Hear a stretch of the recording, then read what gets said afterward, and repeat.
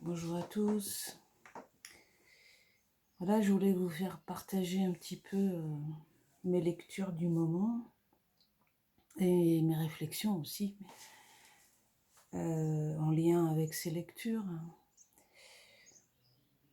Et donc, je lis toujours plusieurs choses à la fois. Donc en ce moment, je lis le livre magnifique de Jacques Derrida, Cet animal que donc je suis.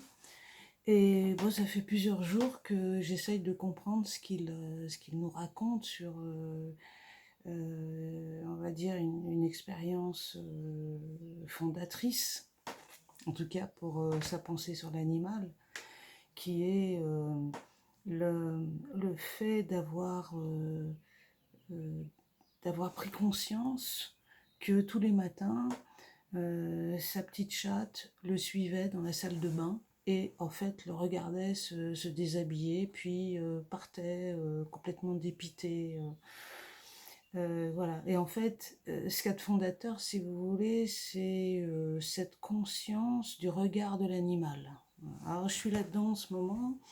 Du coup, j'ai été pour mes étudiants et alors ceux de la promo Toni Morrison, euh, j'ai été lire un petit peu sur l'histoire de ce mot animal. Voilà. Et je suis en train de rédiger un petit cours. J'ai retenu la leçon, la gentille remarque de la promo Magellan qui me conseille de faire des choses plus courtes. Alors je fais des cours courts, alors qu'avant je faisais des cours longs. Enfin pour l'instant, parce que c'est pas sûr que j'y arrive d'abord. Il y a un moment, je pense que je vais me laisser emporter. Bon, c'est pas grave. Alors, concernant l'histoire de ce mot, c'est ce qui est surprenant, si vous voulez, c'est ces espèces de renversements philologiques dans l'histoire des mots, c'est que à l'origine, animal, pour tous les latinistes, évidemment, vous aurez reconnu un mot construit sur le mot anima. Et en latin, anima, ça veut dire l'âme. Et c'est l'équivalent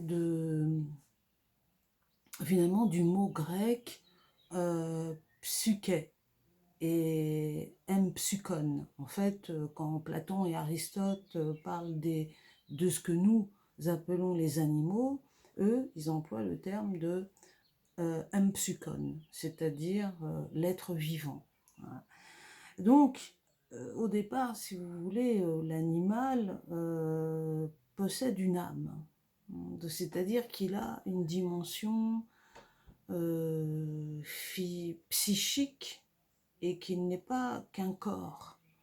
Nous, on a été assez déterminés par l'animal-machine de Descartes. Bon, j'y reviendrai parce que c'est pas tout à fait sûr que l'animal de Descartes soit seulement cette machine de la métrie plutôt. Mais voilà, on est quand même dans l'idée que l'animal, on a été longtemps dans l'idée que l'animal n'a pas de pensée, qu'il n'a pas de spiritualité, qu'il n'a pas d'esprit. Et c'est tout à fait contraire à l'étymologie première. Alors comment en est-on arrivé, si vous voulez, au sens que nous avons tendance à conférer à l'animal, et surtout à cette espèce de distinction conceptuelle, comme le disent les philosophes, qui aiment opposer les choses, hein, qui sont un peu les hommes du conflit et de la rupture. Comment est-ce qu'on en est arrivé à cette opposition entre l'homme et l'animal?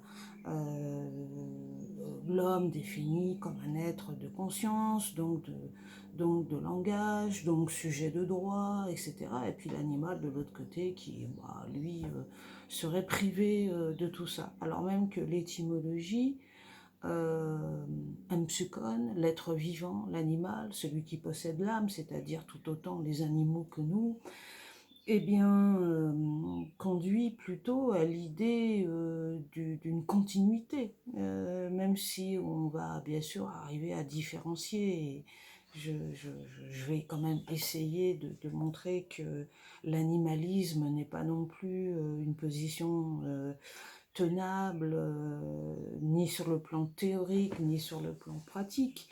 Mais comment s'est opéré ce grand renversement? Et, euh, et là, je ne peux pas m'empêcher de penser à Nietzsche et à son renversement des valeurs qu'il considérait plutôt comme un rétablissement. C'est-à-dire que ce que le grand philosophe allemand du 19e siècle nous montre, c'est que on a finalement la culture occidentale a inversé les choses. Et un peu comme Marx dira que les philosophes marchent sur la tête et qu'il faut les remettre sur leurs pieds, et Nietzsche renverse le renversement et rétablit la juste conception du vrai, du bien, etc.